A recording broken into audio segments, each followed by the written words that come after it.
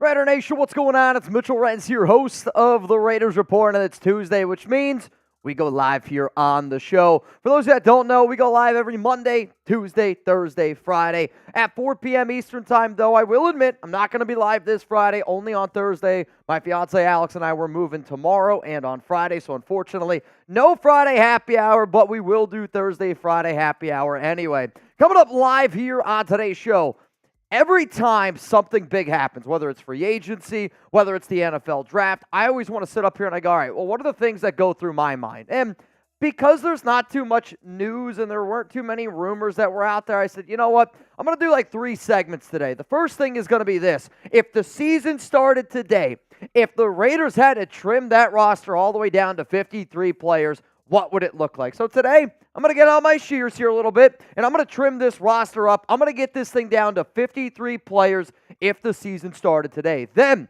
what I wanted to do is look at 3 free agents that the Silver and Black could sign. I kind of got inspired by this idea because the Silver and Black, they have 3 open roster spots as it stands right now. So who would I go out to look to add after the NFL draft? I'll tell you. And then I got 5 players on the hot seat, 5 surprise cut candidates that I think if they ended up getting released come time when the actual cut down date needs to happen, it would be a surprise. But because of some of the moves that have happened during the NFL draft, some of the moves that have happened recently in free agency, maybe that could lead to something of being a surprise cut candidate.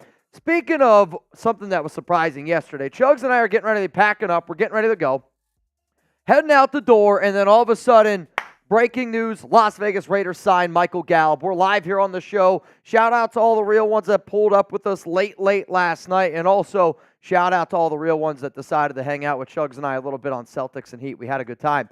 40 catches, that's the number here with Michael Gallup. Are you going to go more or are you going to go less? Shout out to PrizePicks. We're going to talk about them a little bit here on today's show. But 40 catches for Michael Gallup. More or less, and if you don't know his numbers, last season, the year before that, have all been less than 40 grabs, though. 2020, 59 catches with the Dallas Cowboys.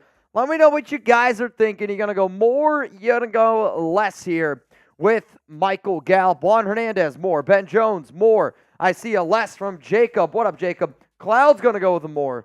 Zayax, less. Yoda Jenkins, less. Buzz-O-Matic 69, going to go with more. I'll be real with y'all, okay? I think Gallup is a good player. I think he's going to be a good veteran that you're going to be able to mix into the rotation a little bit. Let Trey Tucker be the burner. Gallup on those intermediate routes. I'm going to go less. The only way Michael Gallup is getting more than 40 catches is if something happens to Brock Bowers, Jacoby Myers, or Devontae Adams. Like, there's just not enough balls to go around. I think with Gallup, for him to be a success with the Raiders is to do what he did with the Cowboys and then stretch the field and be a downfield target. So more than catches, I would look at yards per catch with Gallup this year. I mean, if he has 30, 35 catches, but he has 16 yards per catch, 15 yards per catch, you're like, okay, he was a deep option, somebody that could take the top off the defense and at least gave the Raiders a deep threat. Yeah, I mean, to me, and I kind of sat down late last night and I kind of digested a little bit more. I will admit, I don't think that he is the deep threat that he once was because of the injuries that he's had. But I do think a really good player, and you kind of brought, when you saying that made me thought of what I was thinking of late last night. What if we could get the lesser version of what the Raiders got in a Nelson Aguilar, where nobody really anticipated Aguilar to put up these big-time numbers, and I want to say, off the top of my head, Aguilar had 48 catches for 1,047 yards. If that number's right, I mean, it's got to be right around that. For the Raiders, he had 48 catches for 896 yards. 896 yards. Okay, so 896 yards. If you're Gallup, if you're able to get somewhere in that 24 catches, and if you're saying he could be around maybe 16 yards per catch, I think like that fits a lot better of a role for this organization and for the Raiders because they do want some field stretchers. Though I do think that Tucker is the better field stretcher and Gallup might just be able to run a little bit more of a complete route tree now. I think Tucker's faster, better route runner. I think he's more crisp. Gallup, though, the one thing he has, if he can get it back, was he was able to high point the ball better than almost anybody in the National Football League. He was able to get up, really use his hands and make contested catches downfield. That was his best trait with the Dallas Cowboys whenever he was at his best. Yeah. Down the field, jumping over defensive backs, and winning 50-50 balls. I mean, I know that I liked him a lot. Again, coming out of Colorado State, he was like one of my best-kept secrets, and then it just kept growing and growing and growing. Now, I know Dak hate whatever, but not last year, the year before. Remember when Dak had all those interceptions? Yep. Kurt Warner actually broke down the film of those interceptions with Dak Prescott, and I think he said either a quarter or a third of the interceptions came from bad short to intermediate routes from Michael Gallup. He cannot run a comeback. His knees and ankles can't do it. Can't do it anymore. Middle to intermediate, like where Jacoby Myers thrives, is where Michael Gallup is the worst. Like 5 to 15 yards. That just tells me I got to go back and watch Gallup. Because when I fell in love with Gallup, like he could do that kind of stuff. I mean, watch 2022 Gallup. Yep. I think 3 or 4 of Dak's interceptions came on Gallup comeback routes. Inability to come back to the football. After he hurt that ankle, after he hurt that knee, he just can't plant. Yeah. He can't plant on it anymore. Well, I guess we'll have to take a look at some more tape there on Gallup, and who knows, you might even hear about him here on today's show. So we signed Gallup yesterday. We still have 3 open roster spots as it stands right now. Remember, the Raiders, they're going to have 91 players on their roster because of the International Pathway Program player, David Agoa. If you could sign only one free agent, you only get one signing, who would it be? Tom Brady. And why? Tom Brady coming out of retirement. Chuggs is just slinging from the hip right now. Little Tom Brady action. To me, it's Xavien Howard. I say yes, but also... Or Stephon Gilmore. A part of me, even though they don't need it, wants them to get Justin Simmons. Be interesting. And run 3 safeties. Justin Simmons, Trevon Merritt, Marcus Epps, have that as your nickel dime packages. Run 2 corners, those 3 safeties. I mean, if you have confidence in Nate Hobbs to play on the outside, like that the only way that happens is if you believe Nate Hobbs can play on the outside. And I do think that we all think that he can play on the outside, but it is one of those things like if you had a right-handed batter who's batting 300, or you have he's a switch hitter and he bats lefty and he only hits 250, like that's Hobbs on the outside and then the slot. Right-handed Hobbs, slot. Left-handed, outside. Like, I think Hobbs is a really, really good player, but not everybody's built to be on the outside, and he has shown now that he's better on the inside. Well, I mean, could you possibly get like a combo, Steven Nelson and Justin Simmons maybe? Sure. I'm not going to say no to that. I mean, in a perfect world, I would take Justin Simmons. I just think the best free agent available right now is Justin Simmons. And what am I like? Am I just like, I want to get ballers on this team. I want to get guys who are able to make plays. If you're talking about somebody who's going to make plays, Justin Simmons has had like more than 3 or 4 interceptions for the past 5 years. He's a hell of a safety. What I'm curious about is, to me, I also subscribe to if it's not broken, don't fix it.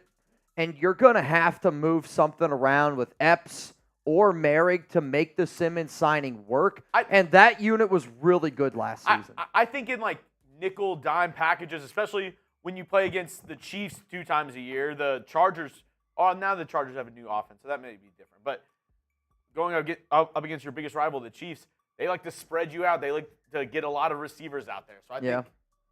I think maybe. We shall see. We shall see. Also, y'all, remember, if you want to get your questions, your comments here on the show, you can do #Raiders, or you can super chat like our newest member here at Mount Raidermore, John Scheffler. Scheffler, I don't blame you, though. I would have said this, because this is the first time it happened. I hope that you take a screenshot and save it. But, like, your first one should have been a question. Something that we could have gone back to and, like, something that we could have gone back to. Though, an iconic first time would have been a bang. A bang would have been iconic. We do have 2 deals today. I almost said 2 today's deals. 2 deals today. $5 Super Chat. You got a chance to win a Raiders Report jersey raffle again. Ira Jackson, he's the MVP from the month of April. I know we still have a day left. However, Ira Jackson, congratulations. You're the April MVP. Dude went absolutely crazy last week. We're going to do a jersey raffle. We did one yesterday. We're going to do another one every $5 Super Chat that comes in here on today's show. you're going to get an opportunity to win a jersey. And then on top of that, we're also going to do a 50-50 raffle duck race also at the very, very end of today's show. Yesterday, somebody won, I want to say $140. Yep, Robert Serta won $140. We got 509 people watching, only 111 likes. If you haven't already, make sure you guys click that like button. It does help Chuggs and I out quite a bit. I also had a really cool comment early on this show, and I hope that I can go back and find it.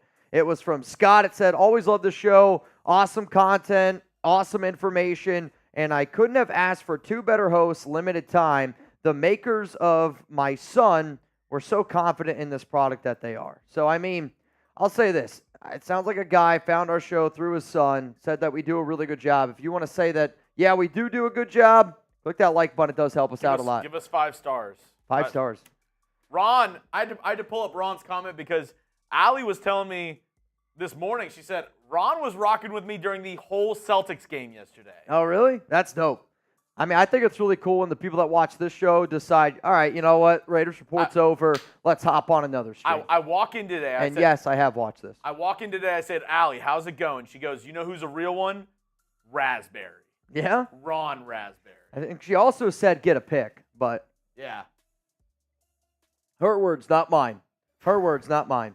She's giving you major side eye right now, so that's making me can't be worse than Chuck. Chuck is the professional. Get a pick. Get a pick. Yeah. Ron Raspberry, Ron. get a picture. He needs one. He doesn't have a profile pic.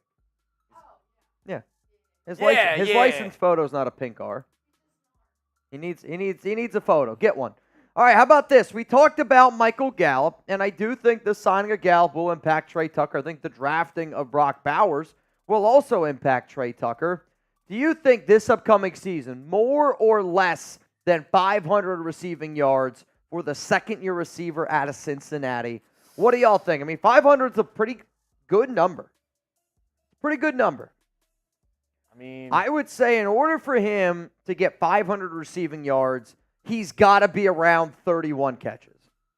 Yeah. You have Bauer. It's going to be tough. He had 330 last year. I know. How many catches, though? Not many. 17? He had 19. 19 catches. So, I think he's got to be around almost 30 grabs to sniff 500. It's a lot of catches. He's a really good receiver.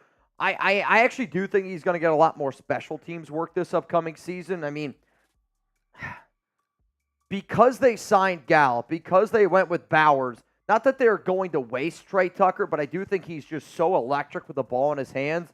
And he does have a little bit of drop issues. I mean, we saw it last season at times. But, in the open field, right? Trey Tucker, ball in his hand, open field, he might be one of the most difficult guys to tackle on the Raiders. Yeah. So why not put him in those situations a little bit more often? I don't think it's a terrible idea. I am really interested to see if he makes any impact in the special teams game this year. I hope so. You know what they say about special teams? Special players. Also, I got to give a shout-out here to Ultra VAB. He is the first one in our duck race. Also decided to get a super chat in here. Also the first one in our jersey raffle. Dude, Ultra VAB, this guy's going for it. He said, guy's going for it. He said, I got a feeling. Ooh. 93 Navman also in. AOC will beat out Minshew. I mean, there's a chance. Again, I would say right now there's a 25% chance that Aiden O'Connell beats out Minshew. I would expect that the Raiders end up going with the quarterback that gives them the best chance to win, which is Gardner. However, though, if Aiden does show you a lot of promise and somebody's he looks totally different than what he did last year. It's clear that he took a step in the right direction and Minshew is exactly what you expected. Then maybe the Raiders decide to roll with AOC because they think he has a higher upside. I don't see the upside with Aiden. I think you've already seen kind of what he is going to be in the NFL, but it's going to be a fun battle. Preseason football for the Raiders is going to be electric. I think the entire offseason is going to be electric because there's going to be a lot of conversations around Aiden and Minshew. And I will admit, though, it is one of the reasons why the Raiders have been getting kind of ripped on by the national media for their draft. A lot of people think that the Raiders didn't do a good job because they didn't get themselves a franchise quarterback. Yeah. Which I don't disagree with that idea, but that doesn't mean that they had a bad draft. It just means that they didn't hit a home run, but to me they hit a really solid triple. If it ended right now, Ultra VAB, You are the winner. $5 jersey. He would be the winner. That'd be pretty iconic. Easy money. We still have to do the duck race though. Yeah. It would just be Ultra VAB. I would put in a second duck that said no one. And then what if that duck wins? Here's the problem though. If no one comes in second, then no one gets a butthole pick. Well, nobody wants that. Yeah, I agree. All right, y'all, coming up here on today's show, let's get into the Raiders' 53-man roster projection. Then we'll talk about the 3 free agents that I want Telesco and Antonio Pierce to sign. And then the final segment here on today's show, players on the hot seats. We got some surprise cut candidates, if you will, because every single year something surprising happens, whether it's cuts or shit. I remember 2 weeks ago I did a segment called Players That Would Surprise People If Las Vegas Took Them at Pick 13. Guess who was on that list? Brock Bowers. So The Raiders proved year in and year out that anything can happen and anything can happen in the National Football League. So if y'all are ready to get this thing going, start spamming, go down below, because coming up right now, 53-man roster projection. We do need to get to 200 likes, though. Oh, Christ. We're at 173 likes. Can we get to 200? There's 530 people watching. Come on, Martin. Come on, David. Come on, Joseph. Just if a couple people could like the video, that's all I'm asking. Only a few. Adrian Delgado says... we got a two-person race. Uh-oh. Gus Bradley's son coming for that QB1. I think Minshew will do well with all of the weapons. Raiders! If Gus Bradley's son wins the quarterback 1 job, that's either probably one of the greatest stories in NFL history or an absolute disaster for the silver and black. I did hear he fits in the Gus Bradley system. That's what I've heard. That's what I've heard. Also, played college football where it says Cougars on their chest. Gardner Minshew's not the only one. Are they just hunting down? What if they thought he also played at Washington State? They're like, we got Gardner. We're looking for something. That's like what McDaniels would have done. Like, I'm convinced McDaniels drafted Aiden O'Connell because Aiden in high school, their logo was a Patriot. I'm convinced that's why. Like, that would be enough for McDaniels to be like, this is our guy. This is the guy we need. Did you happen to wrestle? Dude, if you wrestled at any point, that's your guy. Like Jackson Powers Johnson, I bet you McDaniels is like losing his mind over Jackson Powers Johnson. Whoa, whoa, whoa. Shout out to the Ultra VAB, but I am also in. Big Luck says, wait a minute here. Not so fast, sweetheart. Says, wait a minute here. I'm in. Also, Dustin Country Boy is in the duck race. LA Crash Dog.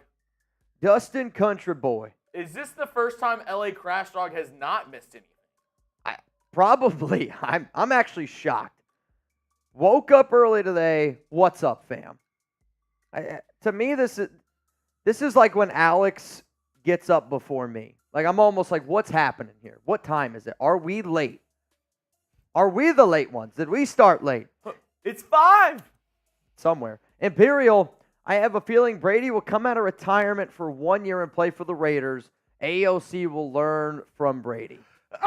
Bless you. No chance. I do not think that there's any way in hell Tom Brady is playing for the Las Vegas Raiders this season. Like, there's no way, right? There's no way. Why would you give up? I don't think there's any way that the Raiders will trade for Davante Adams. All right, fair enough. John, Mitch, Raiders need to give Anthony Brown a chance for QB2 or let him go.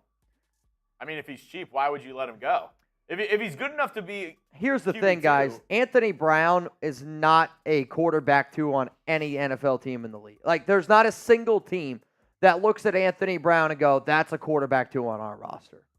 I mean, nobody does. I mean, he's not a top 64 quarterback in the NFL. He's a good athlete. He's perfect for a practice squad where he can be a little bit mobile, and if maybe that's something that you're looking for, but he's not better than Aiden, and he's definitely not better than Gardner Minshew.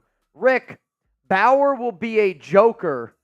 I agree, dude. I don't know about Rookie of the Year. Some pretty big odds there, and A lot of quarterbacks. there's a lot of QBs. Yeah, I mean, as much as you hate it, Caleb Williams is probably going to win Rookie of the Year. He's going to have a great shot. See, I don't love Jaden's landing spot. Where I don't. Caleb's got a lot of talent around him. Rome Odunze, DJ Moore, Keenan Allen. Terry McLaurin and Luke McCaffrey. Yep, exactly. I don't love Jaden's landing spot, and I actually kind of feel bad for him in that regard. Bauer, though, is going to be used a lot, and, Chuggs and I have kind of talked about Kyle Juszczyk, George Kittle. They're going to line him up all over the football field. They're going to let him be an athlete. And I guarantee you this, by the end of the year, there's going to be a lot of people who are like, wow, I can't believe that Brock Bowers. I was upset when the Raiders took Brock Bowers. Yeah. I might be one of them, too. Joke's on you. I might be one of them. I was shocked, and I was upset because I thought they would go something else. I think I'm going to look like an idiot. I like the pick, but I was still shocked. I think a lot of people were. 53-man roster projection. And then after that, we'll go to Raider Gains in that Super Chat. Sound good, y'all? Coming up, let's look at who's making this roster for the Silver and Black.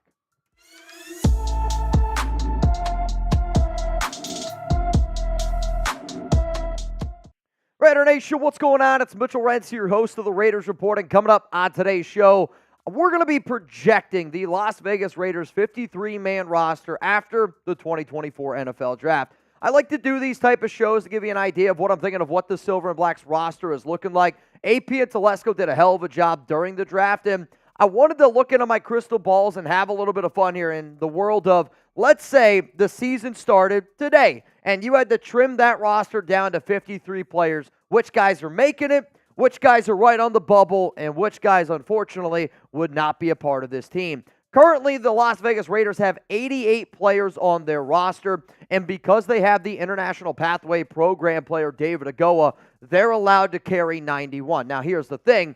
Agoa is automatically going to make this roster, right? So he's not really going to be in this video, though I'll talk about him here briefly.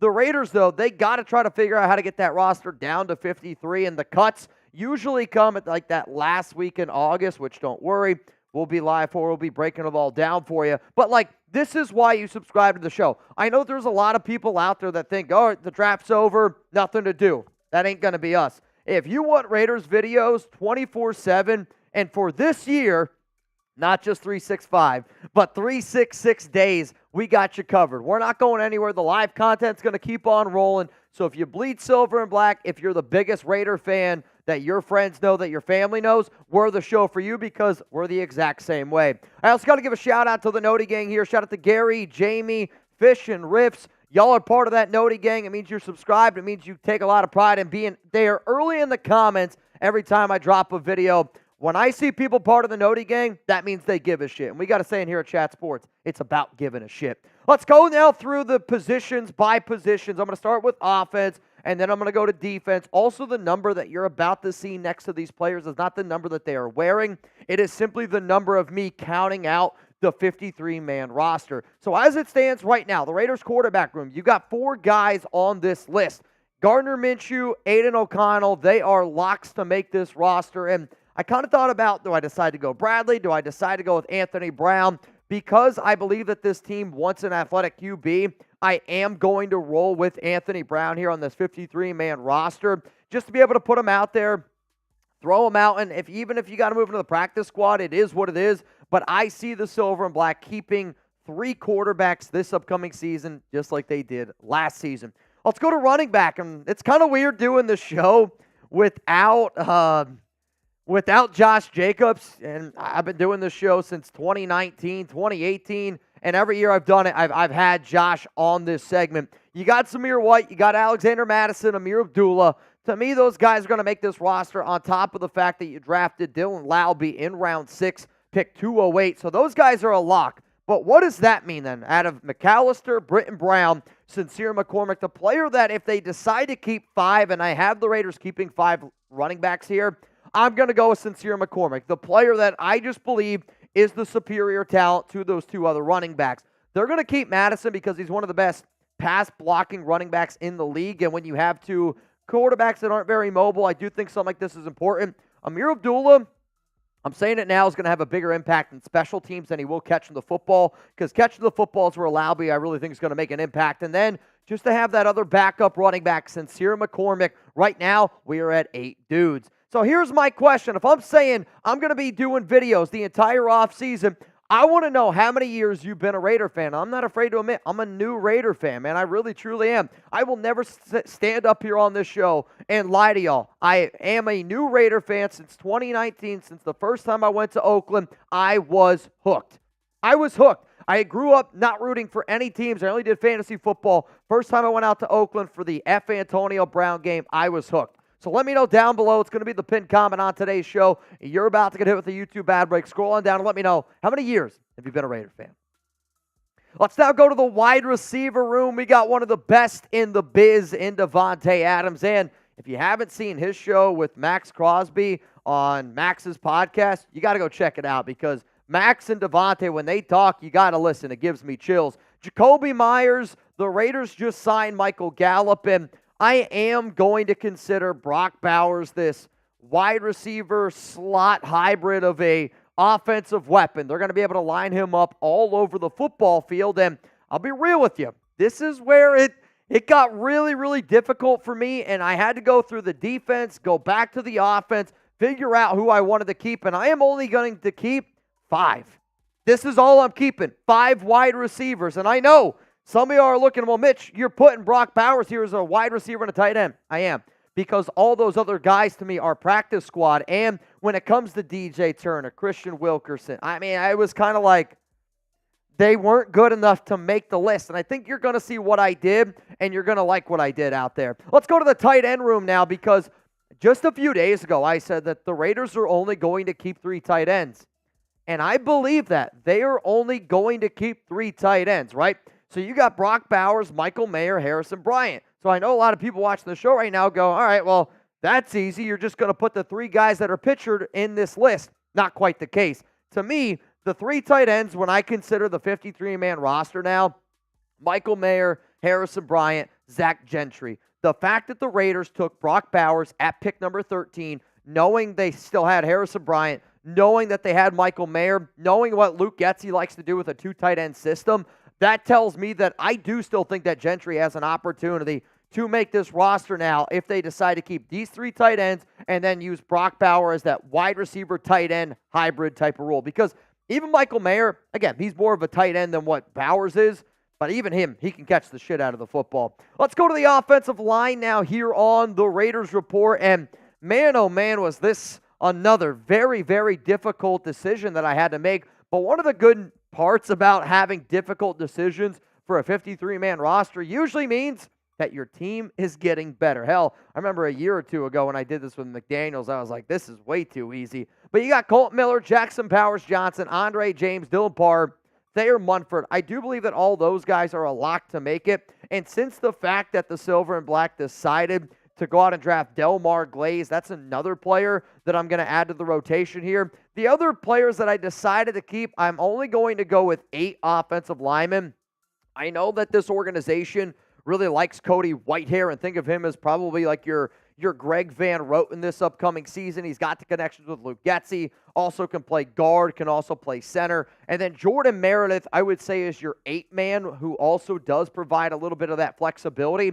But one of the reasons why I think the Raiders reached on Delmar Glaze, and good player, they did reach on him, is because he could play tackle, is because he could play offensive guard. And if you're the Las Vegas Raiders, between Glaze, Whitehair, and Meredith, all 3 of those players can play all 5 spots on your offensive line. Mother's Day, y'all, it's right around the corner. If you don't know, May 12th, it's going to get here quicker than you know it. Is your mom a Raider fan? Give me a yes. Give me a no. If she is a Raider fan, I got something for you. If she's not a Raider fan, well then, hey, you can convert her. My mom, she roots for the Raiders now. We got a Raiders Mother Day sale available. It's chatsports.com/RaiderMom. I got jerseys. I got T-shirts. We got like wine holders, coffee holders, T-shirts. Chatsports.com/RaiderMom. And if you dare, this one's for Chuggs. He made me make it. So I'm just going to say it. Chatsports.com/RaiderMilf. You can click on that link. I'm not going to tell you where it's going to take you to, but if you want the hookup, chatsports.com/RaiderMilf. It's a thing. The link's down there in the comments right there. You can go. Best MILF ever. You can't get this kind of stuff. It's right around the corner. If you want to get your mom something special, I recommend going to chatsports.com/RaiderMom. If you want to get your wife something special, I recommend going to chatsports.com/RaiderMilf. There you go. If you're trying to get your daughter something, then go to Raider Mom. Let's go to defensive ends here next on the show. And we got Max Crosby. That's a lock. Malcolm Koonce. That's a lock on top of that. But realistically, when you look at the depth here for the Raiders at the defensive end spot, after Max, after Malcolm, and, you know, kind of like what we said about Brock Bowers, tight end, wide receiver hybrid, I think you're going to see something like that with Tyree Wilson on top of that, of him playing interior, him playing edge. And for the sake of doing this show, one of the things that I wanted to be able to look at here is say, okay, how many guys on defense? Because if you notice, I kept 24 on offense, which means I can bolster up and keep a few more of these players on defense, and that's what I wanted to do because the defense is better, which we can all agree on that. Max Crosby, Malcolm Koonce, Tyree Wilson. I'll be real with you, though. I only kept one more player in terms of an edge rusher, and I did this show based on what I think the Raiders would do if the season started today. And based on that, I think that they would keep Janarius Robinson. I've made it very known that what I would have done with Robinson when he got his whole thing this offseason, I would have cut him off the team immediately. The fact that he's still on the team, maybe they do want to keep him around just in case, but I also think it's one of the reasons why I want the Raiders to go out and sign another defensive end, another edge rusher.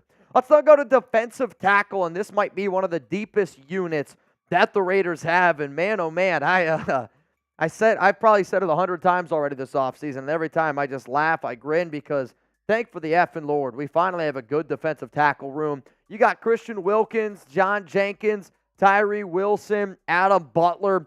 But just like I did with the whole Bowers situation, I am not counting Tyree Wilson here as a defensive tackle. With that being said, with the way that this roster is constructed, I am still going to keep 6 defensive tackles simply because I know that this organization, Rob Leonard, they want to rotate a lot. And Wilkins is going to get his. You know, Adam Butler, John Jenkins, they're going to get theirs. And maybe they don't decide to move on from Matthew Butler, Byron Young, Nesta Jade Silvera, and you could go in a few other different directions, like maybe they sign another receiver. Maybe they add a little bit more depth in some other spots. But based off the roster now, these are the players that I would end up keeping. If you believe that the Raiders will have a top 5 defense, I'm smashing the shit out of that like button. With Antonio Pierce last season, the final 9 games, they had the second best defense in the NFL. Now you get another year with Patrick Graham to learn that defense, and you get Christian Wilkins. If we don't have a top 5 defense, I would love to know what a top 5 defense in the NFL looks like. Let's go to the linebacker position next up here on the Raiders report. And linebacker is still a position that I have confidence in, but I don't know if I love it, right? Like, it would be if I had to cook for a total stranger. I have confidence in my ability to cook, but if you're also a stranger, I would be nervous about it. Robert Spillane, Divine Diablo, Luke Masterson, I thought did a pretty solid job last season.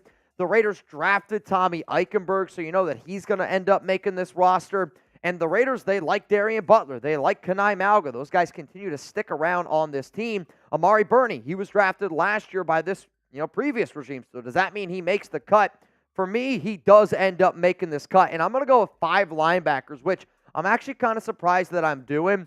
And one of the things that I heard, which I thought was kind of interesting this offseason, is keep an eye on Amari Burney as being this like flex linebacker edge rusher. The Raiders really, really like his athletic ability, and they don't love his ability to cover. So could you see them do a little bit of a project player there? But like even when I did my roster breakdown, I was surprised on how many linebackers I ended up keeping. But when you look at this, I want you to look at it as more as 4 of these guys are linebackers. Amari Burney is really just special teams at this point on this team. Let's go to corner now. And what's fun about looking at this roster is right now the Raiders only have 88 guys, right? So I technically got lucky here, and 3 of the dudes. Like, I'm hoping 3 of the players that you see on this video aren't a part of this roster, because we went out and made 3 major upgrades in free agency. And that would make this a little bit tougher, no doubt about it. Nate Hobbs, Jack Jones, those guys are locks to make it. Then the 2 rookies that the Raiders ended up drafting into Camryon Richardson and MJ Devonshire. Outside of that, though, is where this does get tough. And I'll be real, I do not think that both Jacorian Bennett and Sam Webb end up making this 53-man roster when it's all said and done. But if you told me right now, if the season started today, who am I keeping? I'm going to keep Jacorian, and I'm going to keep Sam Webb. And yes, I am going to cut Brandon Faison, because if you cut Faison, you end up saving $2.6 million. I would like to be able to save that money and invest that in going out and getting a better player, which now brings us to safety. Trevon Merrick, lock. Marcus Epps, one of our captains, is a lock. I also am anticipating that the Raiders are going to end up keeping the 7th-round pick out of Air Force in Trey Taylor. So now that means out of Isaiah Polameo, Chris Smith, and then Grant, who ends up making it, who doesn't end up making it? I mean, the Raiders already cut Tyreek Jones, so his name there at the bottom of the screen, he's gone. Sanford, he's still on this roster as well. I decided to keep 5 safeties. So Epps, Taylor, Merrick, and then I'm going to keep Isaiah Polameo, and I'm going to be able to keep Chris Smith here, which also means then I got to keep 3 more players. Who? Well, players that a lot of times we don't talk about, but I do think our special teams unit deserves. Jeremy's going like this. You guys can't see him. Special teams, Daniel Carlson, one of the best kickers in the league. A.J. Cole, maybe the best punter in all of football. And then Jacob Bobenmoyer as your long snapper. That's going to round out my first Las Vegas Raiders 53-man projection of the year 2024. And here's the thing. I'm probably going to do another one in May. Probably going to do another one in June. Probably going to do another one in July. And I'm definitely going to be making a bunch in the month of August. But my question is, who do I leave off my 53-man roster? From the players that are on our team right now, I guarantee I left off a few. Maybe I got a perfect one. I don't think that I did. Who did I leave off my 53-man roster? Let me know down below. What up, Gaines? If we had Minshew last season, we would have made it to the playoffs. Put some respect on Lil Ass Boy, y'all. I agree with this. And again, the reason why that I think that the Raiders make the playoffs this year is because you went 8-9 last year with Josh McDaniels and the worst quarterback play in the National Football League. For a whole season, you did. And you still won eight games. I think that the Raiders have a shot to make the playoffs this year just because of that. John, then why was he the number 2 quarterback behind Lamar Jackson? Anthony Brown? He wasn't. What about Tyler Huntley? Yeah. Wrong mobile quarterback. Yeah, I was going to say, I actually, to my knowledge, and maybe he was for like a week or 2 at one point in his career, but to my knowledge, he was never the quarterback behind Lamar Jackson. To my knowledge, it was always Tyler Huntley. Yeah. Wrong mobile guy. And even if at one point he was, I'm not trying to get what he was. I'm trying to get what he is now. If he was, the Ravens didn't like him as their number 2. They don't want him anymore. So yeah, I'm with you. Ultra top 5 defense, I agree. I agree. Like, the Raiders have a top 5 defense. They still need to add that other corner, but there's a lot of upside here with this unit, no doubt. Celtic, put me in, coach. I know you were rocking with Allie yesterday. I was rocking my Celtics jersey. Was Celtic there? Celtic, were you there last night? To my knowledge, I don't really remember. Like, when I say I was there rocking, I was going from Heat to Celtics, and we were just Ray Allen style. Yeah, it was back and forth. There was a lot of threes hit. There was a lot of threes. There. That's what's up there, Celtic. Hell baby. yeah. Jeremy, let me change my jersey here real quick. Next segment coming up here on the Raiders Report is going to be around 3 free agents that I want Telesco and AP to sign. Also, remember, $20 Venmo to get in right now. I don't know what we're at. We're at right now 20 to win, $50. If you want a chance to get in here for the duck race. LA Crash Dog, you in. Chuggs, you got it. All right, get down in the comment section right now and let me know, what is your favorite movie candy? When you're going to the movies and if you could only pick one candy, what are you picking? Let me know down in the comment section your number one movie candy. I see Red Vines. I see Crunch a bunch of crunches. All right, maybe this is a bad question because even in my mind, I don't really even consider it a candy. Does caramel corn, like if I want to get like caramel popcorn? No? No, because I usually get popcorn and then a candy. Okay. Yeah, see, like Alex usually gets popcorn. Ron's got the right answer. I know mine. Reese's Pieces. Reese's Pieces is high up there, though there is a certain candy that I actually think I've only eaten at movie theaters, and it's like just the cookie dough balls. Those are good. Like, that's probably what I would get. Oh, I'm sorry. I see Papa T and Michael. I can't do Whoppers. Oh, I love Whoppers. Really? Love them. Oh, I do not like Love Whoppers. a good Whopper. Raisinets too. Those are okay. Peanut M&Ms are goated. I love some really like good gummy bears. Some Twizzlers I could rock with. Nope. Some Skittles maybe. Ugh, no. Sour Patch are good. Swedish Fish are good. If I'm going to eat a candy that's not chocolate at the movie theater, the only one that I think I would pick are Sour Patch I am Kids. punchy. I think the same thing. Whoppers equals chalk balls. See, I actually love the texture of a good Whopper. Oh, Dude, I love them. Dots. Oh my God. No wonder the Heat can't win. I'd rather do Rolos. Christ. What did you say? Milk Duds? Milk Duds. Dude. Milk Duds are trash. I'll give that to you because I love Dots as well, and people always trash on me for liking Dots. Dots are awful. Dots. That's the candy that you find at your grandmother's. Reese's Pieces. I can't even believe the room I'm in right now. Well, I said if I'm going to go to the movie theater, I want the chocolate chip cookie dough balls. So extra. What do you mean?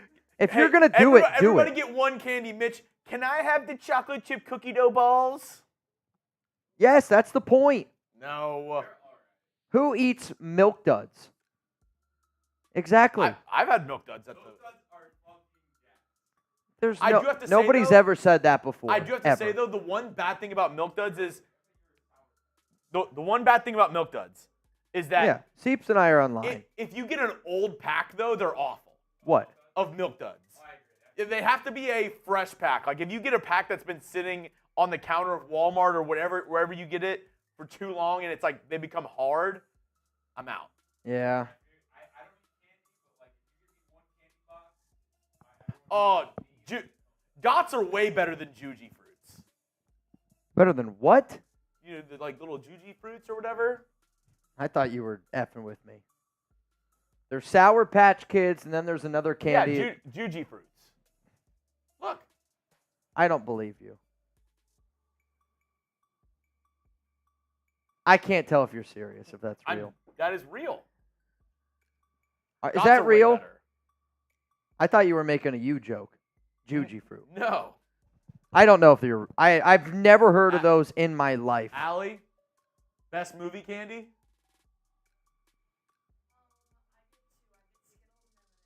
Skittles and M&Ms. See, I don't like... Skittles don't do it for me. Danny gets peanut M&Ms and she mixes it in the popcorn. That's actually genius.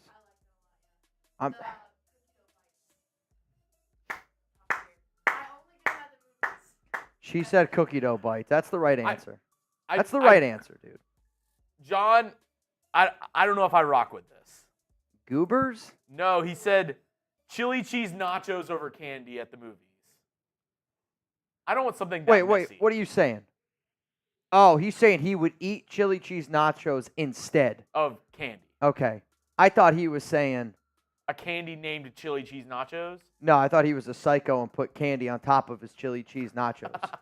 I was like, if you're doing that at the movies, that's reckless. That makes me never want to sit in a movie theater chair.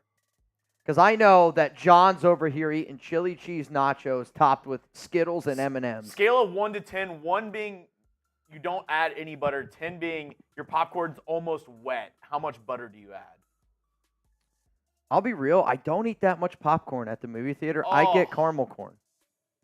Oh, fresh popcorn. See, Alex likes fresh popcorn, and she'll sneak in, don't tell anybody, her own like little bottle of Cholula, and she'll also get, which I get it now. Cholula with popcorn. Cholula with popcorn, and then she'll also ask for as many jalapenos as they'll give her, and so she'll eat them with that. Like, I don't know. It's good, don't get me wrong, but it's annoying when we sit there and they'll hand us like 2 jalapenos in a cup, and I'm like, what do you want us to do with that? What do you want us to do with that? I would use more butter than what she would. I'm on the me and Danny are on opposite ends, and that's why it's hard for us to share popcorn because she's like at 7 or 8 with the amount of butter she uses, and I'm like a 2. Oh yeah. I just a little bit on top. I shake it a little bit more. She does like the whole straw in the popcorn. Yeah, you got it. Puts it down so it gets all down there.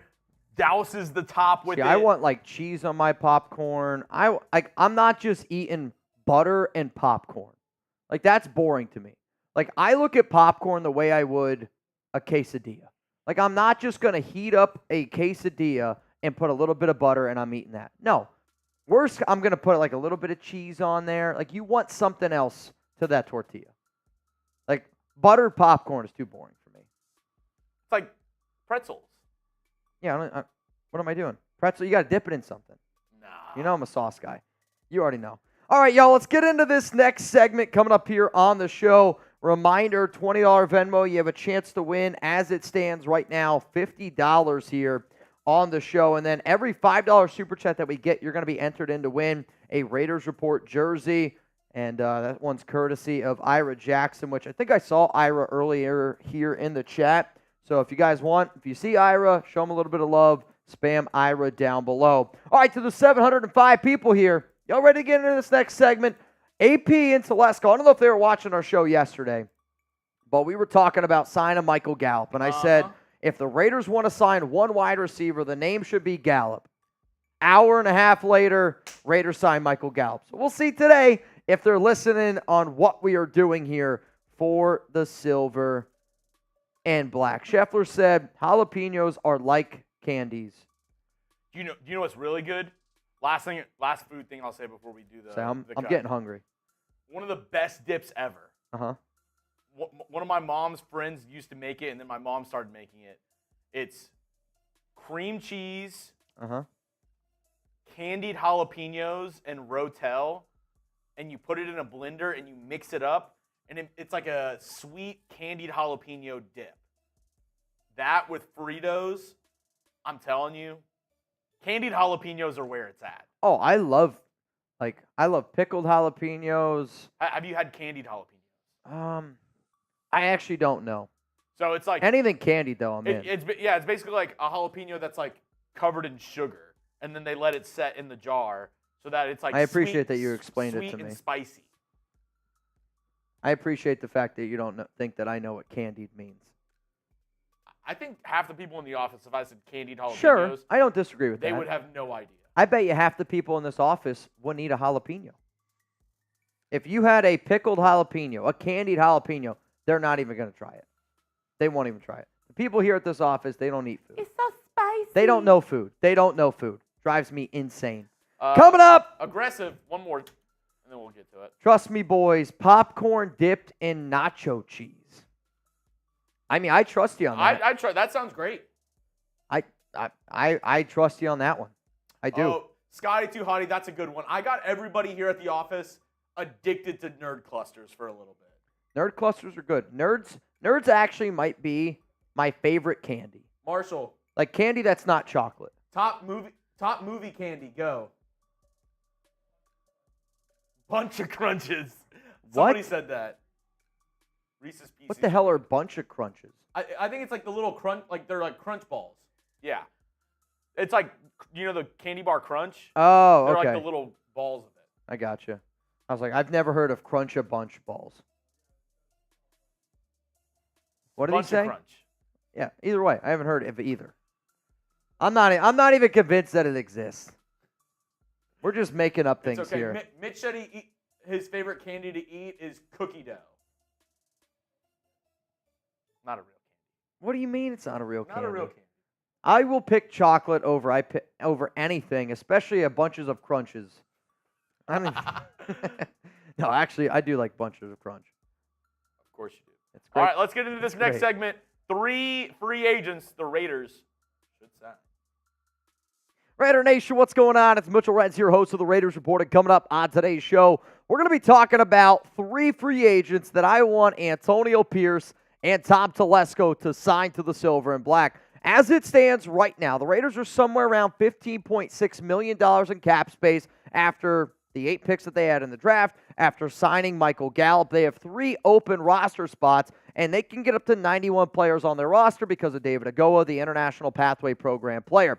The Raiders also get an additional $24.07 million after June 1st. Now, sure, we don't have this money yet, but I also want the Raiders to kind of think of the way that I think, maybe the way Chuggs thinks, maybe the way you think, where it's like, you know, I didn't get my bonus yet, or I didn't get my paycheck yet, but I know it's coming, and I'm willing to spend a little bit more money now because I know in a month that we're going to be ready to go. If the Raiders sign any of these 3 players, I am going live. So out of any of the 3 dudes that we're about to talk about today, if you see that name that shows up, Las Vegas Raiders have signed this guy, go get your drink of pants, go get ready to go, because Chuggs and I are going to blow the roof off of this place. Hell, we were live yesterday breaking down the Raiders signing Michael Gallup, and then afterwards, we went live on our Celtics and Heat channel. We were partying with them over there. When breaking news happens, I want people to celebrate. Whether it's good, whether it's bad, let's talk about it, though, and that's what we did. And if that's the type of content you're looking for, here at the Raiders Report, we got you covered. So the way that this is going to go is I'm going to go from 1 in terms of the top priority free agent, and then the guy that's number 3 is the one that I'm not as concerned about. So usually when I do shows, I go 3 to 1. And this segment, I'm going based on my number 1 priority, and that's the guy I want to make sure I have enough money for. That's the guy that I want to make sure that I can figure out a way to get him rocking that shield, and he is Xavien Howard. He has worked with Patrick Graham. He has worked with Rob Leonard before. He has worked with Gerald Alexander. Gerald Alexander, when he was the Miami Dolphins defensive back coach. Howard in 2 seasons, he had 10 interceptions in 1 year, 5 interceptions the next season. I also think this is very, very important because a lot of times when we talk about Howard, people always bring up the injuries, and he has had multiple injuries. No doubt about that. However, I will also say that he's started at least 13 games the last 4 years. So he's been able to even get out there on the field. But what's really, really important is right before the 2024 NFL Draft, his agent put out a statement, which was also backed by a doctor, that said that Xavien Howard is 100% medically cleared to play right away and sign for any team. The fact that he has been medically cleared proves to me that he is healthy enough to be able to go out there and ball out. And I don't want people to think of Xavien Howard as the same name as a guy like Marcus Peters who totally flamed out.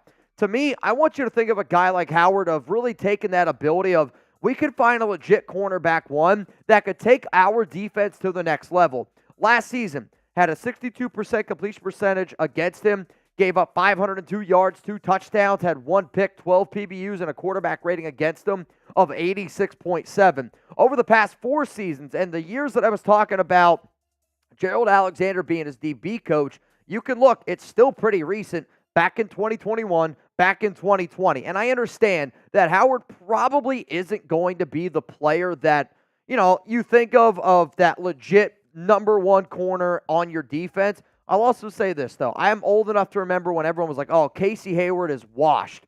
Guess what? Sometimes players play better in certain systems. And Casey Hayward was a Pro Bowl player. To me, I believe Xavien Howard, with our current coaching staff, with the fact that he has some of those ties where he's had a lot of success, that tells me that that could be a good recipe for success. And I'm willing to bet if the Raiders go out and sign Xavien Howard, and if he plays at least 15 games, he's going to be good enough with our current Raiders defense that he could have that Pro Bowl level of type of season. So my question to the nation out there is this, because when I'm signing a number 1 corner, and I thought about Stephon Gilmore, I did. I do think Gilmore would be more expensive than a guy like Xavien Howard.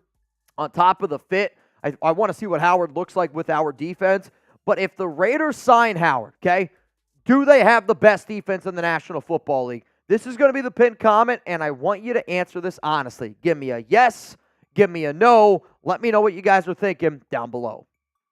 If the Raiders sign Xavien Howard, if the Raiders sign Stephon Gilmore, if the Raiders find a true number one corner, they will have the best defense in the National Football League. They were a top 2 defense over the back 9 games when Antonio Pierce took over last season, giving up on average somewhere around 18.3 points per game.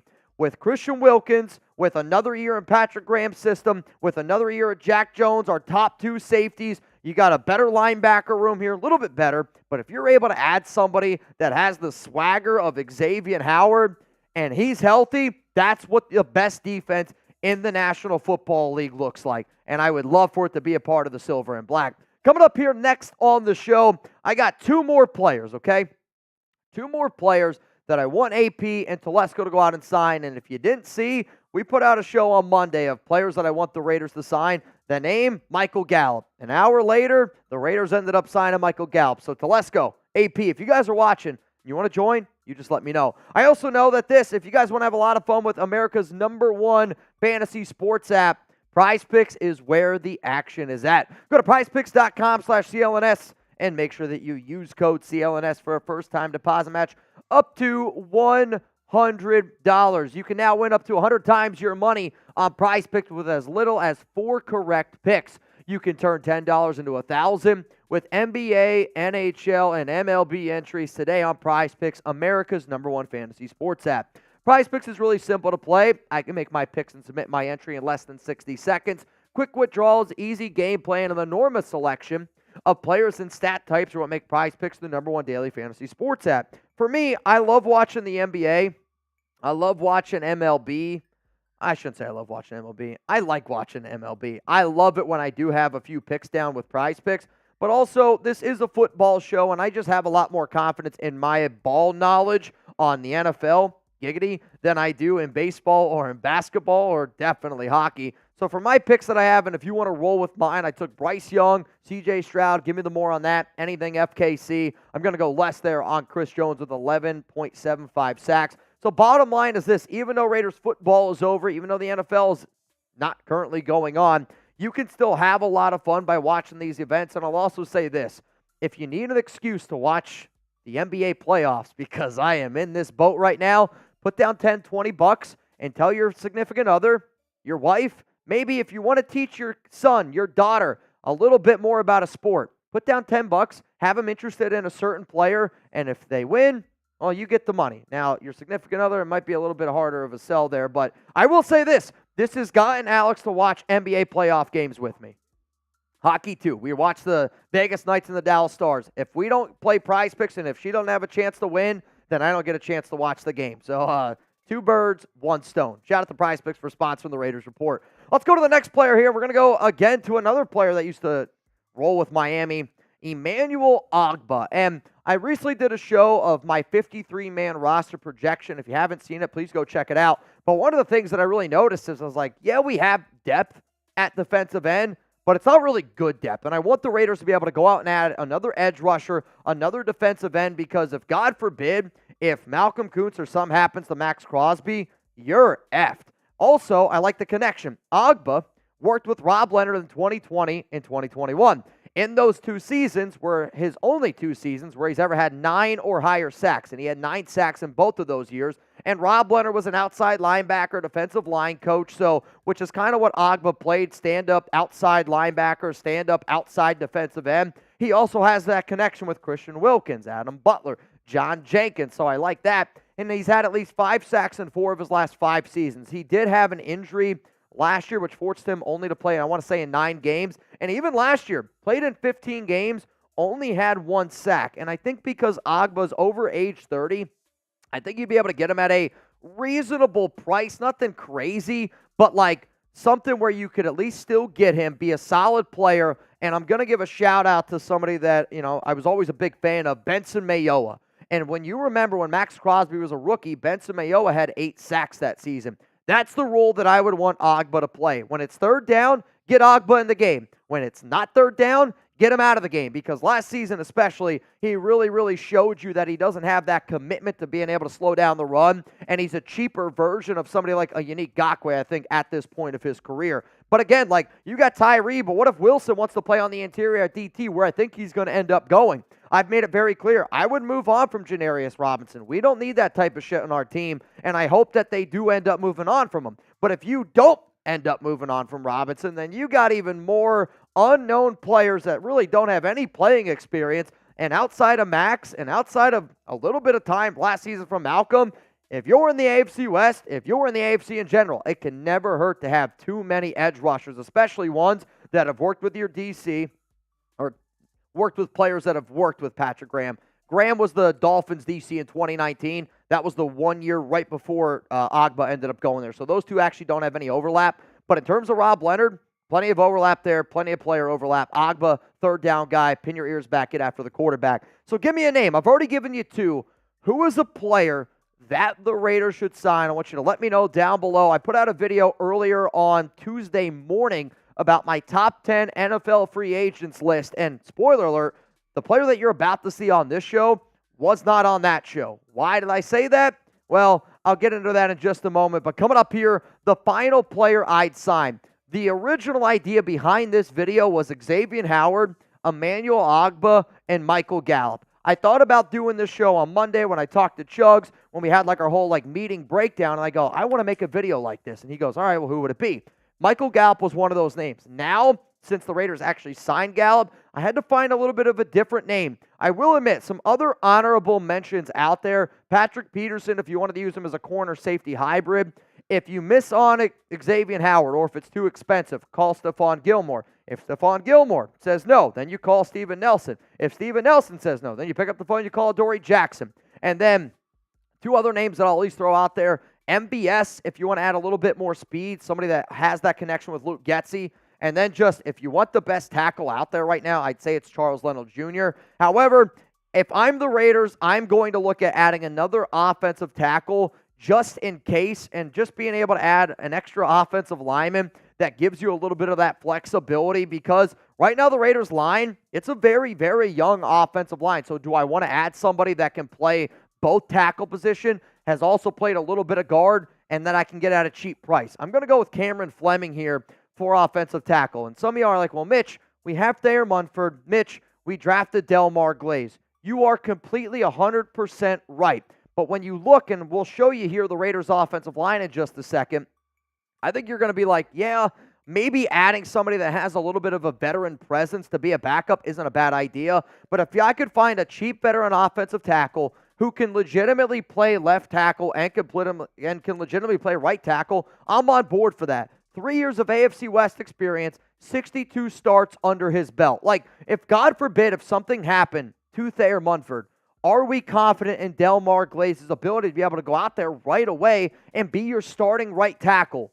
I don't know if that's the case. I also don't even know if I'm 100% confident in Thayer Munford's ability to be able to go out there and play right tackle right away. And because you have so many young players, does it make sense to just add somebody who's a little bit older, and then that way you could end up just keeping that older veteran guy that can play multiple positions, and then you let a young rookie like Glaze or like Thayer Munford just learn one position, and Cam can just be that backup? When you look at some of his stats, though, last season, 3 pressures allowed, 1 penalty against them. I want you to, though, predominantly look at 2022 and 2020. This is when he had more playing time, obviously, out there. Then when you look at his PFF grades, last season, only a 59.4.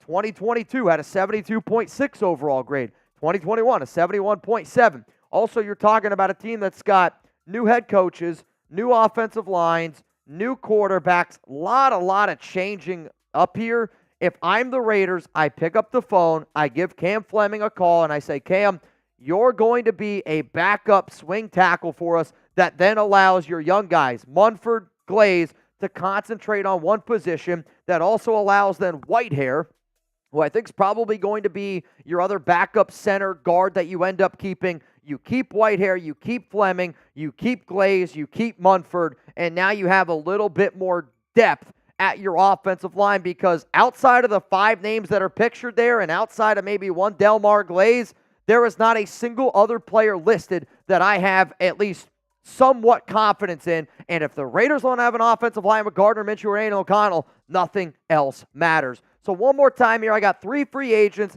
that I'm going to target. And again, the way that I did this show is based on the $18.6 million, now technically the $15.6 after Gallup. And we will get some of that $24.1 million after the Raiders cut Jimmy Garoppolo. We just technically don't have it yet. I would anticipate that Howard's going to get a deal somewhere around $8 to $10 million a year. I would say Emmanuel Ogbah's probably going to get something around $6 to $8 million per year. And then Cam Fleming's probably going to be somewhere around $3 to $4 million a year. None of these are back-breaking contracts, but 3 deals right now that you'd be able to lock in. We'd have a full roster and would be really solid. So what I want you to do is grade the signings, A, B, C, D, or F. Like, I want the Raiders to go out and get aggressive. I want the Raiders to get a corner. I want the Raiders to get an edge. These are by far my 2 biggest priorities. Like, I could have just thrown in here Stephon Gilmore on top of that, but you're not going to get both Howard and Gilmore. I see a few people saying that. Let me know A, B, C, D, or F. Let me know what you think of my signings for the Raiders after the draft are. What did you think? Honest with me. A, B, C, D, or F. It doesn't even have to be an A. It doesn't have to be a B. I liked it. I liked Xavien Howard. Okay. You just know how I feel. I would rather them go out and get a Justin Simmons and then maybe get like a Steven Nelson. I like where they are at depth on the defensive line. Unless you're trying to... Who would be your third that you'd get?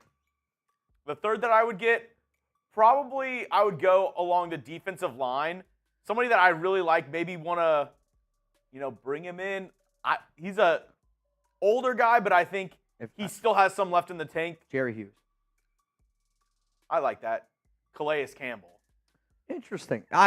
For a team that needs a defensive tackle, could not agree with you more. That guy can still get it done, and he's still playing at a good level. He can play a little bit of edge as well, like over the tackle edge, like not like over the tight end, like over the tackle, inside the tackle. Yeah, I don't think that he's a good fit for. I shouldn't say that. He would be a good fit with the Raiders. I think he'd be a good fit with just about any team because of how massive of a human being he is.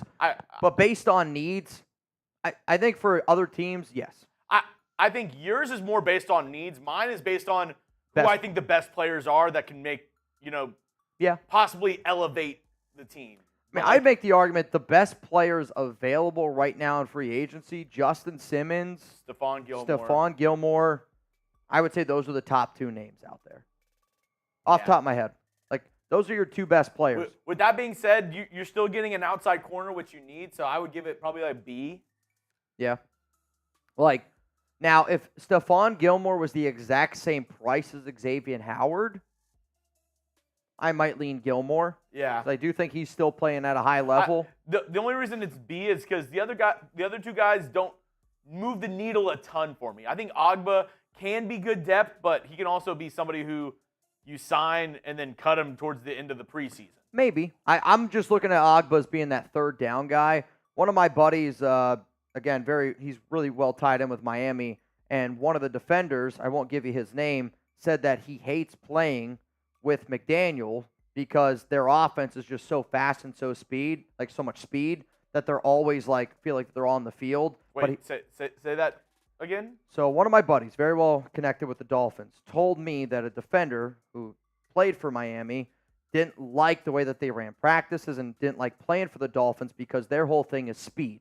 And that when you're going up against Waddle, Hill, a lot of those guys that are really, really fast, never felt like that they had a chance to fully recover. Again, that's just one player that I was told that. If you're in a situation like Xavien Howard or one of those veterans, do you think maybe since McDaniel took over, you're not as – because his numbers have drastically fallen off since playing with McDaniel. They have. I'm not saying that that's the case, but I will also throw out the Casey Hayward example of everyone was like, Casey Hayward's washed, he's not good anymore, and then you put him with Gus Bradley, a defense that he's literally made for, and now all of a sudden you're like, holy shit, he's a Pro Bowler. Yeah. What if Xavien Howard with Gerald Alexander, with Patrick Graham, with our defense goes back to being that guy? Because the way I look at it is the Raiders are going to be able to bring 4, and they're going to get pressure. Like last season with Miami, I'll be honest, I didn't watch that many games, but I have a hard time believing that Miami was getting as much pressure as what the Raiders are going to get this year. Yeah. And if you're put into situations, Xavien's already showing you that he's a ball hawk and he's going to come down with it. All right, I got to change my jersey. If you could sign only one free agent, who would it be? Let me know. Let me know down in the comment section. I saw people saying earlier, let's see, Shaq Leonard. He played bad, though. He was bad. He was bad last year. Let's see. Gilmore. I see some people saying Gilmore. And the thing is, Gilmore is still good. People forget last year he was the cornerback one for the Cowboys because Trevon Diggs got hurt very early on. So Diggs out of the picture. Basically, Gilmore was the CB1 for the majority of the season last year for the Dallas Cowboys.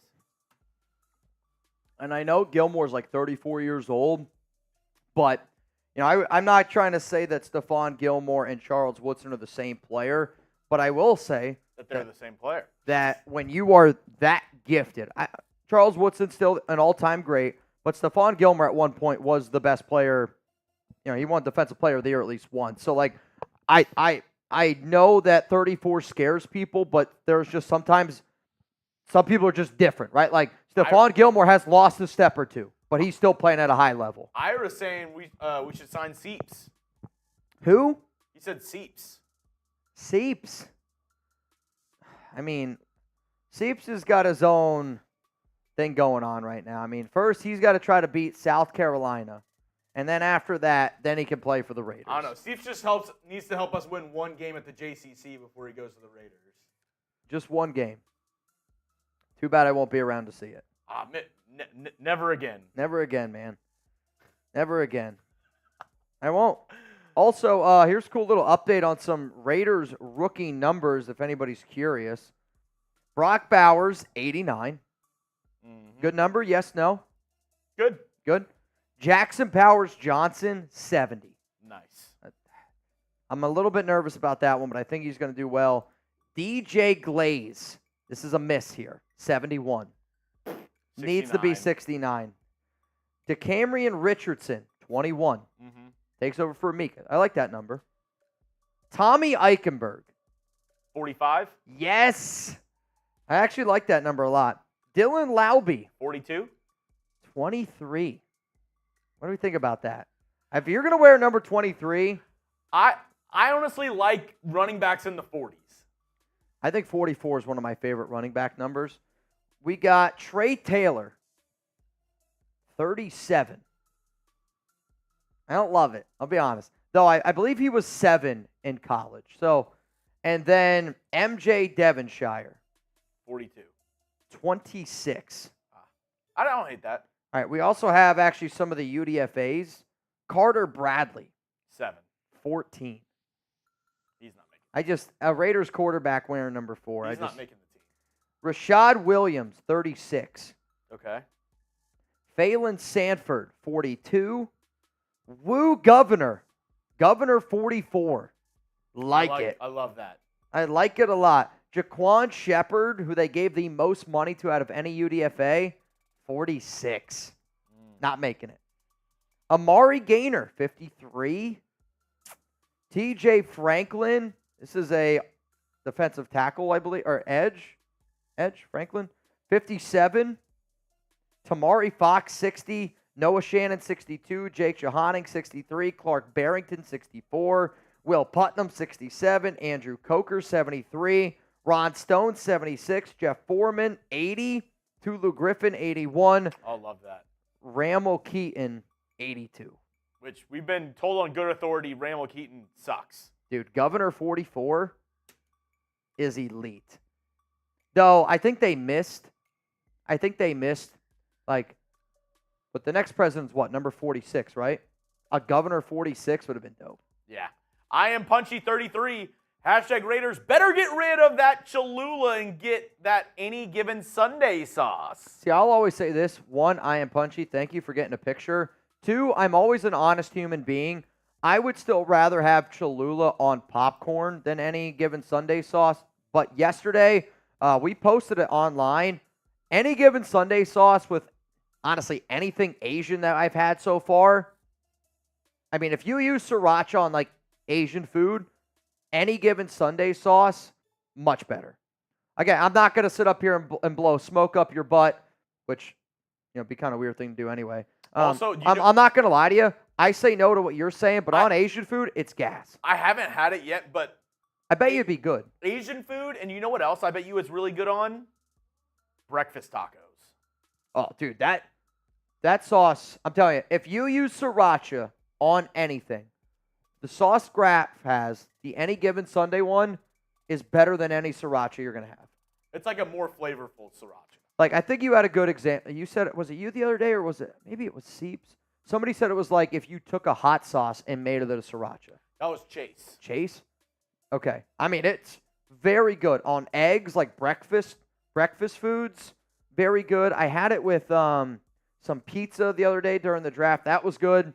I mean, I'll be real. We had quesadillas. I ate it with that. I had it with Trace's mom's breakfast sandwich. That was really good. The pizza bombs, very good. Yeah, I mean, if you use sriracha, if you like sriracha, you'd like that sauce as well. Here from the Jersey, are you for the Jersey or from New Jersey? Porque los nos dos. Porque los nos dos. I don't know what you said.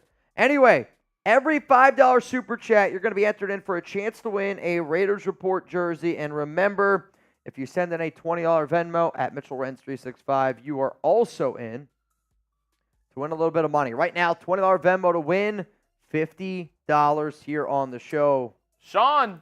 What up, Sean? Was in Vegas last weekend for union meetings and saw AP at the Palms Casino. He was in a hurry to get somewhere on a Saturday night. Last weekend was the draft. I was going to say, last weekend was the draft, so that makes a little bit of sense. Also, I mean, I can't blame AP. If you're walking around Las Vegas, you also got to know at any moment somebody can recognize you. You're trying to go. You know what I mean? Like, you're trying to walk through, especially if you're not trying to be bothered. Brandon. This is Brandon Johns. I'm a Heat fan. So mad Jimmy Butler is out. You're not the only one. I will admit, I love playoff Jimmy, but I also hate playoff Jimmy because I hate how people now just don't play. Like, Jimmy Butler just doesn't play in the regular season. Wants to play now in the postseason, gets hurt. Yeah. I'm more in favor of playoff Jalen. I'll tell you what. Jalen Brunson is – I'm trying to think of an NFL comp. No, that doesn't make any sense. He's Drew Brees. Drew Brees. Smaller in stature. I was honestly thinking more of like puts up really good numbers. I was trying to think of like the soul of his team, a team that hasn't been there in a while. Jalen Brunson is Drew Brees. I was trying to think of like a quick, shifty wide receiver. Like the way he moves, again, like I think he's just sneaky fast. People don't realize it. If you're going wide receiver, then it's Steve Smith. Steve Smith. He's just, his ability to get in those like hard to reach spots, like the one that's coming up right now. Now you're just describing a Swiffer. True. Jalen Brunson, the Swiffer, the New York Knicks need. Let's go to Yoda. What up, Yoda? Jalapeno, try it in eggs, pizza, burgers, bacon wrap, milkshake. Yes, try it. Nope. Beer, jalapeno flavored. So what is he saying? See, I'm not big, like, sometimes it's okay. But I'm just really not big on spicy stuff in my sweets. Oh, I could not agree with you more. Like, I went to a place, and I forget what month it was. Maybe some of y'all would know, but they were doing, like, green chili was the special. So when they made food, everything had green chili in it. And for all, like, the dinner items, awesome. But every single dessert item they had green chili cheesecake. Awful. It was bad? Yeah, I mean, it's not what I wanted. Like, did it taste like green chili? Yes. But, like, I'm not eating green chili cheesecake for the spice. I want something that's sweet. Yeah. They had green chili cookies, green chili brownies, and I'm like, who's doing this? Who's doing this? Awful. Awful. I am Punchy. Or no, not I am Punchy. Junior. Cholula, Texas Pete, and Tabasco all taste the same. That's a really bad take. I like Cholula. I love Cholula, and I don't think Cholula, Texas Pete, and Tabasco I don't think that they do taste the same. I think Texas Pete and Tabasco are a lot closer than Cholula. Yeah, Cholula is completely different to me than Tabasco and Texas Pete. Yeah, that's a bad take. I think that's like saying milk and water is the same. Cholula is a lot thicker consistency. What? It's like saying milk and water. It is. Cholula, Texas Pete, and Tabasco is like milk to water. Texas Pete and Tabasco, I'm not that big of a fan of because I would just rather any other hot sauce. So I'm not on normal food, but I have a soft spot for the green Tabasco because my mom used to make green wings, and it was the green jalapeno Tabasco, and she made that into a wing sauce with melted butter, and then cooked the wings, and then did it in that sauce. So good. I mean, I think that to me does sound good, and then I could dip my wing in ranch. Yeah, and it's like a jalapeno wing, and then that sounds good to me, right? Where I like Frank's hot sauce. Like if I'm gonna choose like the hot sauce that you're talking about here with Texas Pete and Tabasco, I would put that like in the Frank's hot sauce category. Yeah, I wouldn't put that with Cholula. I wouldn't. I think they're totally different. I got Luis. You're next up here on the Raiders Report. Junior, you are in, by the way, for a chance to win a jersey. How many sacks do you think our defense gets? I'm saying 40 to 45. I'll be real. I actually think if the Raiders got only 40 to 45 this season, I'd be a little bit disappointed. I'm thinking 50, 55. And I say that because Max to me is going to get 15. Christian Wilkins, I believe, is going to be somewhere around 8. I think Tyree Wilson's going to be somewhere around 8. Malcolm Kuntz, I'm hoping, is somewhere around 8. So based on that math alone, that's basically 40 right there. And then out of everybody else, I think everybody else will be able to string together 10 to 15. Like, Wilkins might not have as big of an impact on the stat sheet, but what he's going to open up for other people, I mean, it's going to be unbelievable. Like, Max is going to be like, so this is what it's like to play next to an elite defensive interior player. He's going to spread those cheeks. Max is going to eat. Max is going to eat. Real Cowboy, I'm stuck at work, and you're making me hungry. I'm making myself hungry. What are you having for dinner tonight? We have some Pollo Reggio, I think is what the name of it is. Oh, Pollo Reggio. Pollo Reggio. That's what we have. So we got to eat that. Also, since we're moving tomorrow morning, I know I've probably mentioned that 100 times this week. We're like, we got to get rid of everything. Let me know down in the comment section. Which is my specialty. What are you eating tonight for dinner? I think Marshall and Seeps ordered, and if I'm guessing, it's Flower Child. Yeah, if I had to guess, it's either that, or if you are hungry, you can go to chatsports.com/RaiderMilf. Flower Child? Is that what you got? Of course. Of course. Sure. Danny said she wanted Italian tonight. Yeah? Yeah. I said, sorry, I'm Jewish. I was going to say, sorry, you're getting Jewish. Ventrac, Chipotle Tabasco is the best ever, and I only want Xavien if he's a culture fit. Agreed, and I agree. I will actually say Chipotle Tabasco I do like. I do like Chipotle Tabasco, though it's not the same. It's like a darker red. Navman with maybe the most cultured and mismatched dinner of all time. He said he's having gyoza and lamb chops. What the hell is that? Gyoza? Yeah, what is that? Like those little... They're like pot stickers. Oh, that's delicious.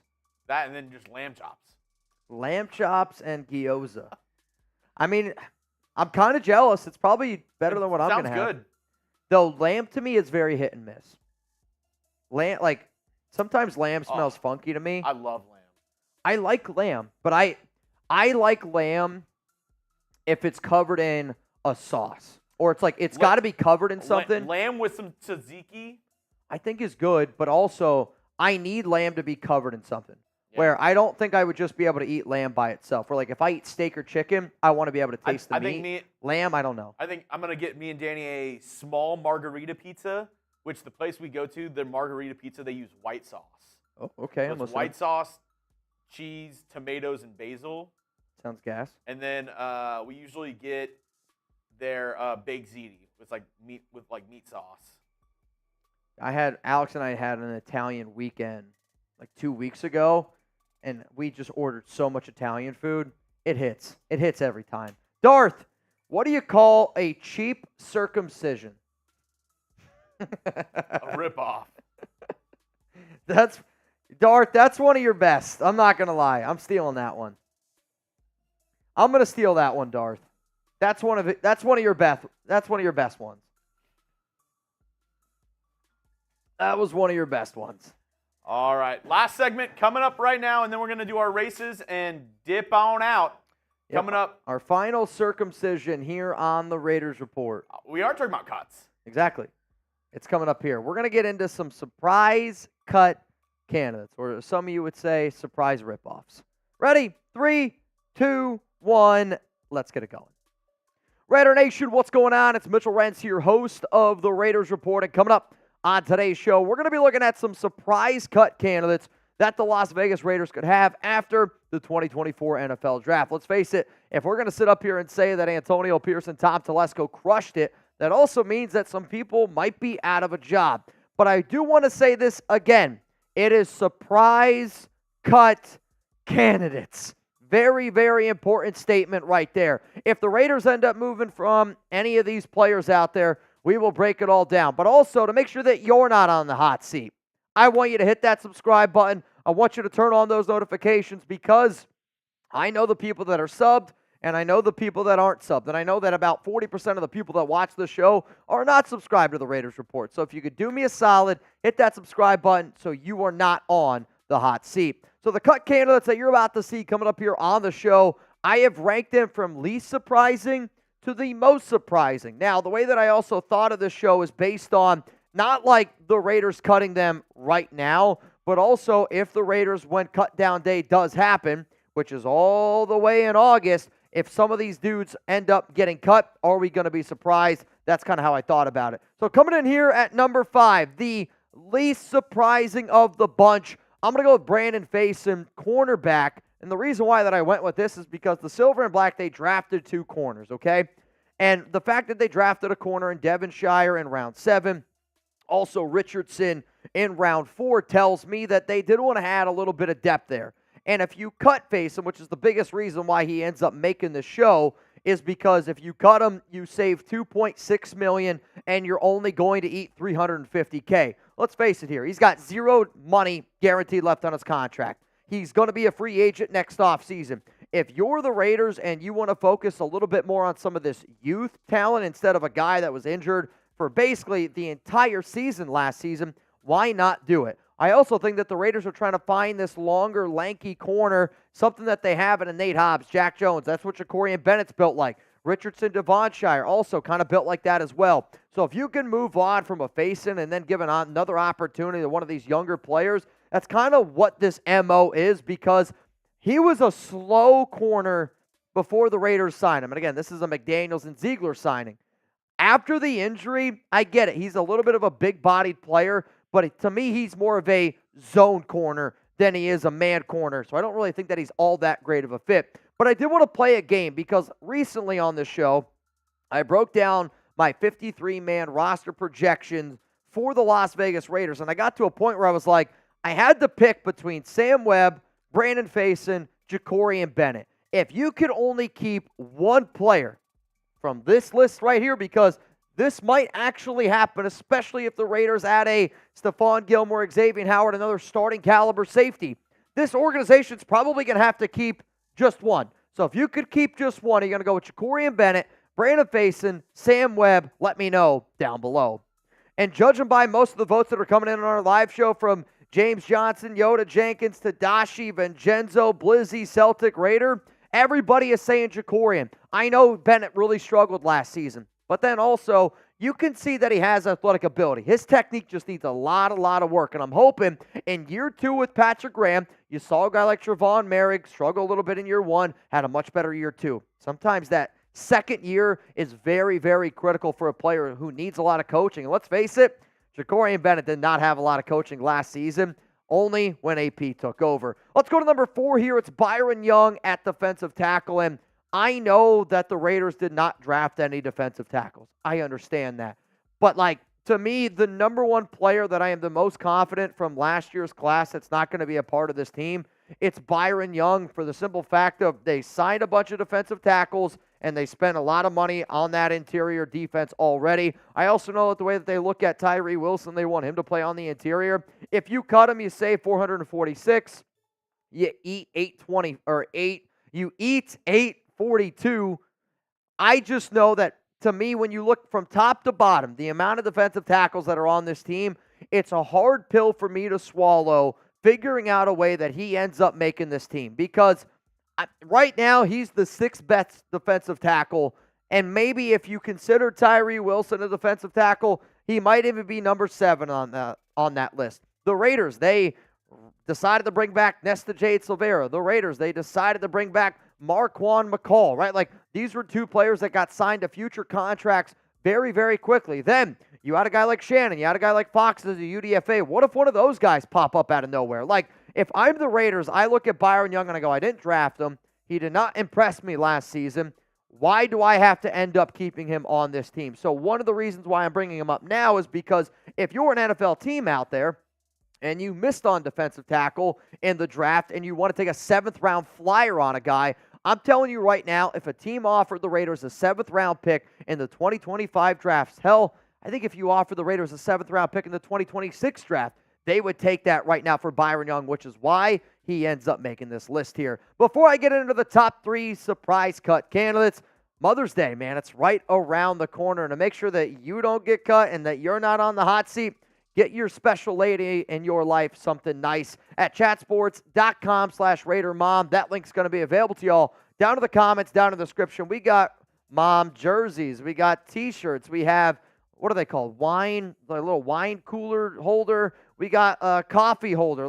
My mom, she does not watch a lot of sports. Hell, I have a picture of Charles Haley. Me and Charles Haley are standing next to each other, and I go, Mom, look, I met Tom Brady. She goes, tell him I said hi. My mom knows nothing about football, but she supports me, and recently I've got her some Raider stuff. She wears it, especially on game days. So if you got that special woman in your life, chatsports.com/RaiderMom. And Chuggs told me this.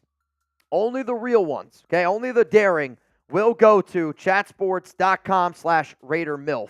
That link is available to y'all down in the comments and down in the description. If mom's not enough, and you want something special for that Raider MILF in your life, chatsports.com/RaiderMilf. I will warn you, though. I will warn you. Only the dare need to click on that link. Let's go to number 3, and this one is going to blow the doors off of a lot of people that are watching this show.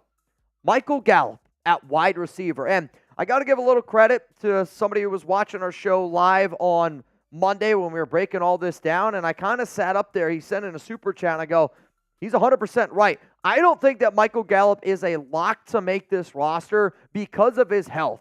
One of the people that cover the Dallas Cowboys that I'm very close to texted me and said, Gallup is playing on one leg. And if he's predominantly a field stretcher and he doesn't have that ability to stretch the field anymore, then he might not make this roster. I also think that the fact that his deal is worth up to $3 million in the world of wide receivers right now, that tells me that not many teams, maybe nobody, were interested. It also tells me that the Raiders, who were working out some other wide receivers, thought that this was a good deal. Now, I do think Gallup is going to make this roster. I do. But again, if this show is surprise cut candidates, and if we're talking about this right after the NFL draft, a very surprising player, if they didn't end up making the roster, would be Michael Gallup, considering the fact that he was just signed and considering the fact that we don't have a lot of depth here. But the players, to me, that could really impact Gallup's ability to make this roster, I do think if they want a little bit more special teams in a DJ Turner. What if they want something in a Griffin, who they gave some money as a UDFA to? I don't really think Keaton's all that great, because I've had a lot of people from Tennessee say, dude's not very good. Foreman, another guy that might be able to give you a little bit of special teams value. My point is, if Gallup shows that he's not 100% healthy and can't give you anything in special teams, if the Raiders go, well, we already have Devontae, we have Jacoby, we have Brock Bowers, and we have Trey Tucker. Those are our top 4 receivers, which, those are your top 4 receivers. And then you have Michael Mayer. There's another guy. So Gallup is hoping to be that 6th target. If they want that 6th target to also have some special teams ability, then that's why you decide to move on from a player like Michael Gallup, even though you did just sign him. Let's go to number 2 here, and this is where again, it's surprise cut candidates. I think if any of these players got cut, people would be like, oh yeah, that's a surprise. I get the idea of the show, Mitch, which I'm glad that you do. The reason why I have Divine Diablo on here is because they drafted Tommy Eichenberg in round 5. And if the Raiders want to roll with Eichenberg, Luke Masterson, you also have to give him his flowers too. He's played pretty well. What if they like Amari Burney? What if they don't want to keep all these extra linebackers? But if the Raiders cut Diablo, you save $3.1 million and you're going to eat $246K. Another way that you could get cut is if Diablo wants an extension. The Raiders don't want to give it to him, and he says, well, then get me out of here. I will admit, you should be able to trade Diablo before you cut him. At least, God, I hope so, right?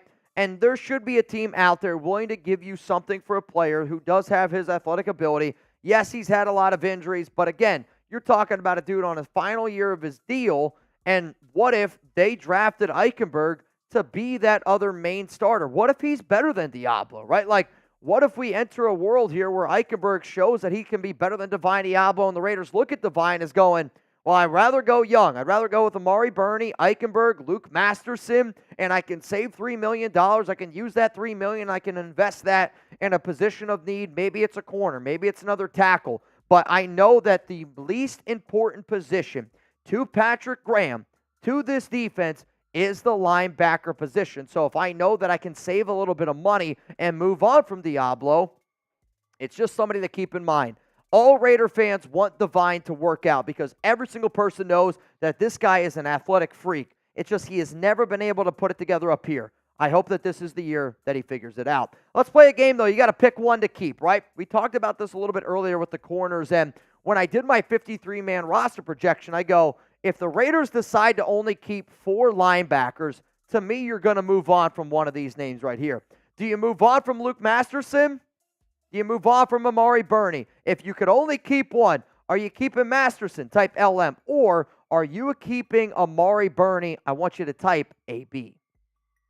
If you want a better true linebacker that helps cover, I would say Luke Masterson is the name that you want. If you want a linebacker that also gives you a little bit more ability to potentially get after the QB and also more special teams value, then that one to me is Amari Burney because he is the better athlete from top to bottom.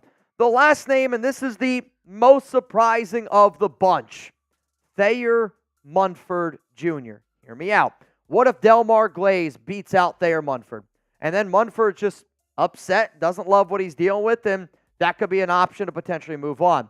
My other question is, does Munford want to play only offensive tackle? I spoke with Munford right before the NFL draft, and I asked him, would you be open to playing offensive guard and offensive tackle? He replied with, I'm playing offensive tackle. Tom Telesco also said that he was open to playing offensive guard, offensive tackle. The fact that the Raiders drafted Delmar Glaze as early as what they did tells me that they're going to put him in a little bit of a competition. I believe in Thayer Munford. I still think that he's a good player. I liked when the Raiders drafted him. We had a high draft grade on him. If you cut him, though, you can save almost $1 million. You're going to eat $49K.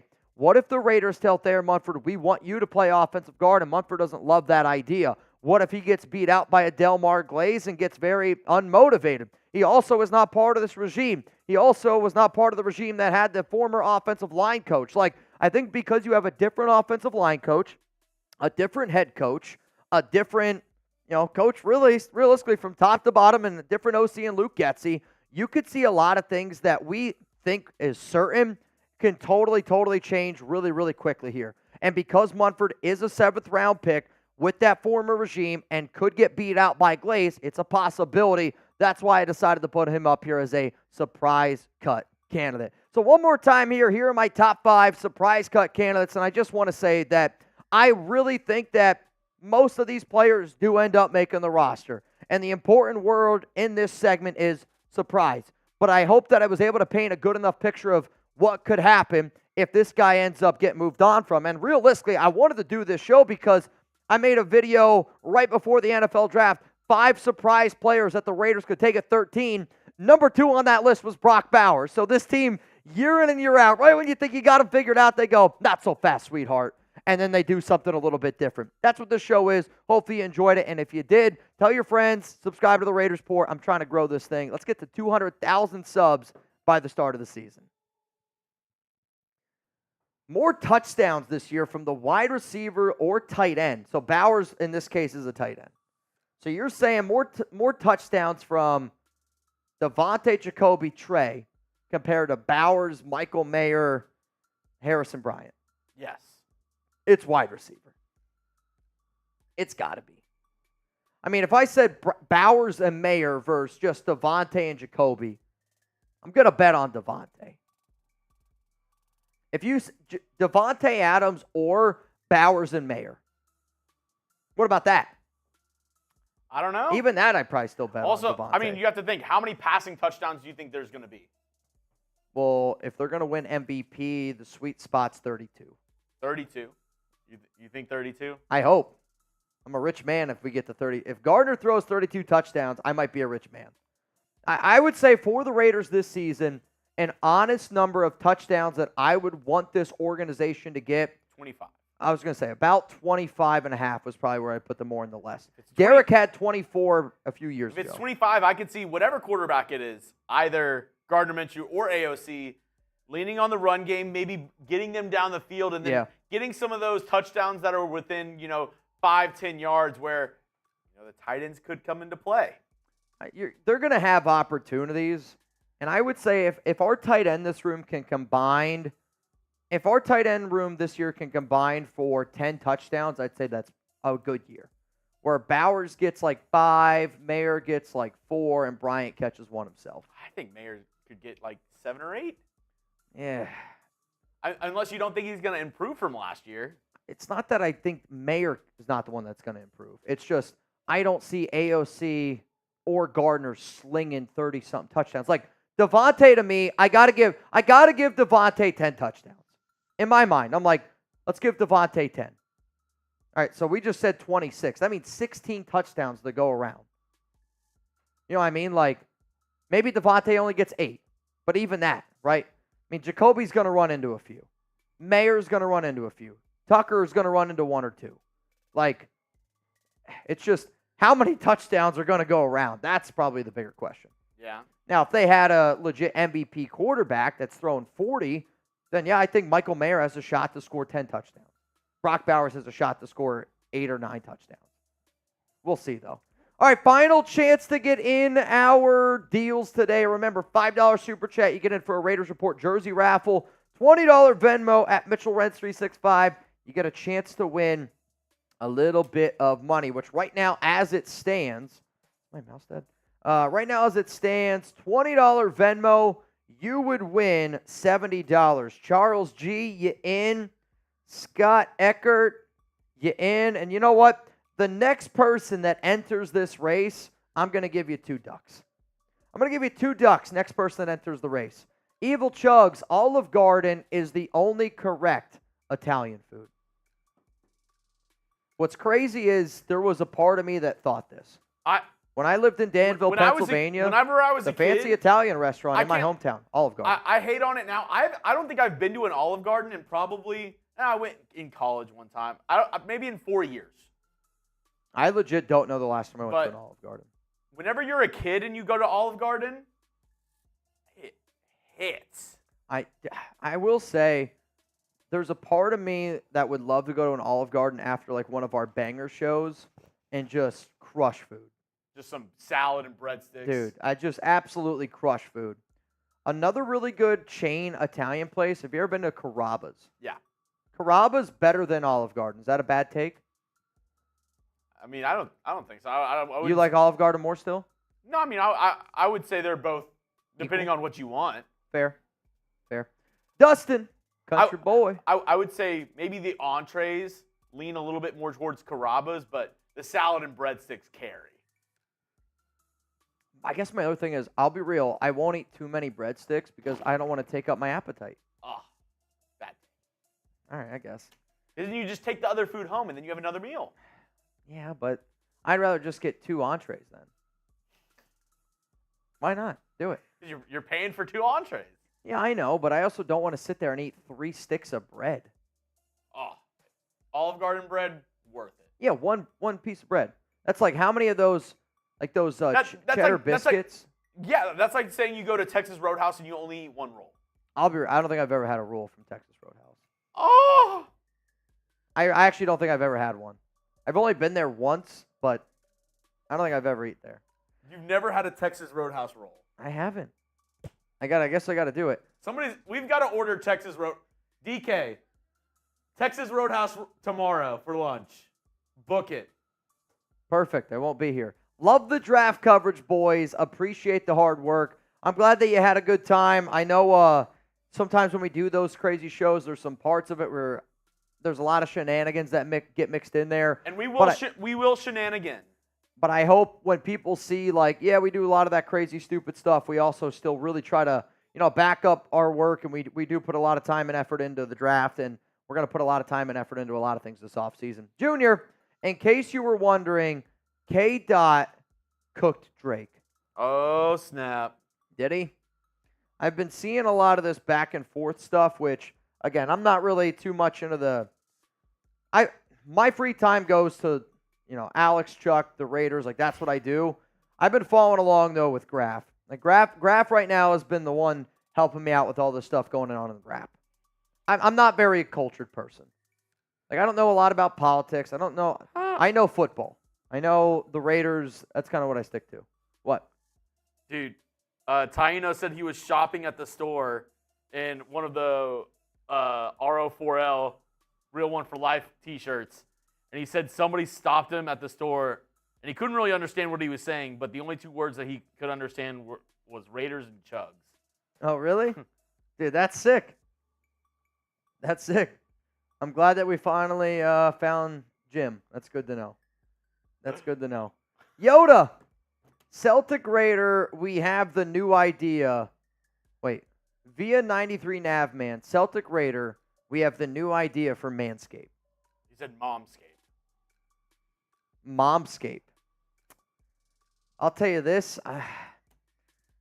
It's probably a good idea, but also, I don't know if we can go with it.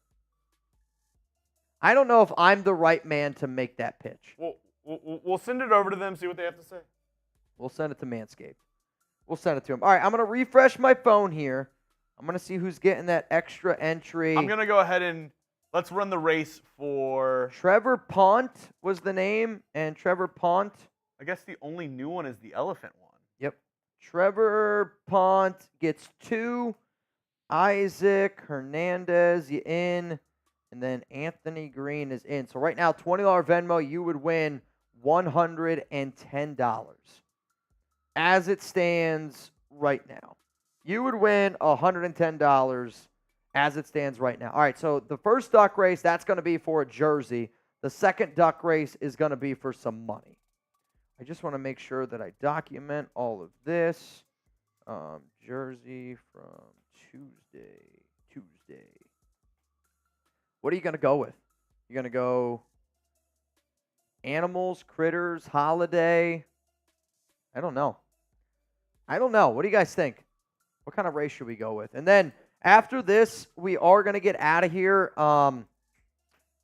We will be back on Thursday for Raiders Friday Happy Hour. Again, we're going to do it Thursday. I'm not working on Friday. So that'll be the next time that you see Chuggs and I going for the gold. Raiders Report jersey. The winner of this race gets one of these. Ready?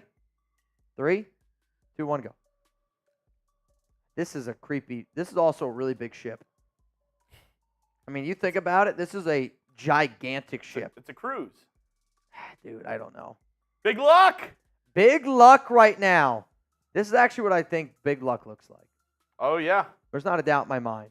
I like where Fat Ass is. I like where Country Boy Rhodes is. Interesting. Celtic Raider games. in an interesting spot. Imperial Music. Usually at this part of the race, I want to be right where John Rodriguez. Not looking good for Celtic. See, now he's starting to fall back a little bit. Yeah, Celtic, he's blown his load way too early. Got to start falling back here a little bit. Though, I kind of like it now. This makes me think now it's anybody's race. Anybody but Big Luck. I don't think Big Luck's coming away. Doesn't look very lucky. Who's this? Who's this? 64. Rick Raider. Rick Raider, 64. Darth came in second. Oh. Which is funny. Yesterday, Raider 8311. Rick Raider 64. Winner. Rick Raider, if you're okay, I'm just going to put Rick and 64. I think that makes sense. Rick and 64. That one makes a lot of sense to me. But, hey, it's your call. All right, y'all, final chance to get in our duck race here, $20 Venmo. I just saw one more entry that I got. At least I thought I did. Maybe I'm tripping. Norman Hernandez is in. Norman Hernandez is in. Chuggs, I am going to send you the list here. I'll send it to TV. Okay, got it. So 12 people are in as it stands right now. 12 people are in. What up, Busy? What up, Sean, Anthony Green, TM24, Navman? Yes, I'm moving. Rebel, I am moving tomorrow. So I'll put the location in the chat. Please do so. It'll also be followed up by Jeremy's social and phone number. I'm sure I could find that info. We got another entry here, Raider Josh. So now winner gets 130. Winner now gets 130. I had to go with your favorite. The horses. The horses is good. Not the normal ones, this one. What's this one? This is like the different color horses. Like not the one where it looks like a horse. Oh, I see what you're saying. This one's very back and forth. All right, you ready? 3, 2, 1, run it. Winner gets $130. I thought Ultra VAB was just going to go for broke. Was just about to go for broke here. Anthony Green out to a little bit of a lead. LA Crash Dog is right there, though. Crash Dog's starting to fall back. I kind of like that technique. Navman's going for it too early. Though Justin, the country boy, right there. Somebody said Navman's the dark horse. It rises again. It rises again. Trevor Pont is now going for broke. Holy shit. Raider Josh, he got in a little bit late. Navman does have the lead right now. A lot of movement from Navman. Navman's been back and forth, back and forth. He doesn't know where he wants to be. Scott Eckert, I actually don't know if he's moved. Legitimately, don't think Scott has moved. Trevor Pont, though, right now might be my pick. Coming up here from the back, Trevor Pont, no! Oh! Crash Dog! I forgot he was even in the race. I think he was in the very back the whole time. No, there was one point at probably like the 40-second mark, he started to drift back, and then we forgot about him. This is usually where Crash Dog's like, what did I miss? What did I miss? What did I miss? How do I not Crash? Where are you? What up, Gunny? Congrats. Oh, geez, I almost sent $10. That would have been bad. Congrats. So embarrassing. Embarrassing. All right. Crash Dog, I'm just going to show you and everybody out there, because Venmo has a limit, I've hit my limit for the week because we sent out so much money during the draft. Gunny, you have my word. I just tried to send it. It's telling me that I got to wait. So, Gunny, I owe you $130. It will not let me send it because Venmo has said you hit your limit. Sketchy. Shit, I know. You're about to be flagged down by the FBI. All right, I got to write that down. What are you sending ducks for? Why? So many ducks, and why are they so expensive? All right, so Gunny, I owe you $130. Gunny, I owe you $130. Do not let me forget. I have it written down. Congrats. Busy. Don't trust him. He's moving. I'm leaving. I'll never be back. Imagine you leave You're like, I'm leaving this for $130. Rebel, I would do that, but he can't send money to me either. Correct. I literally can't. I can't send it to anyone. I had the trouble earlier the week, too, with another person that watches this show. I've hit my limit. I love you too, Busy. And you know what, Crash Dog? I'm hoping I can get it to you. I'll try again tomorrow.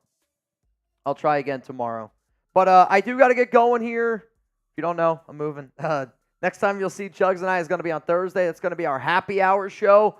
Remember, subscribe. If anything breaking news does happen tomorrow or Friday when I'm moving, I will still do my best to try to make my way in here to get you guys a video. The Raiders sign Xavien Howard. I'm here. The Raiders sign Stephon Gilmore. I'm freaking here. The question is, will you be? Have a good night. Enjoy your Tuesday. From me, from Chuggs. Peace.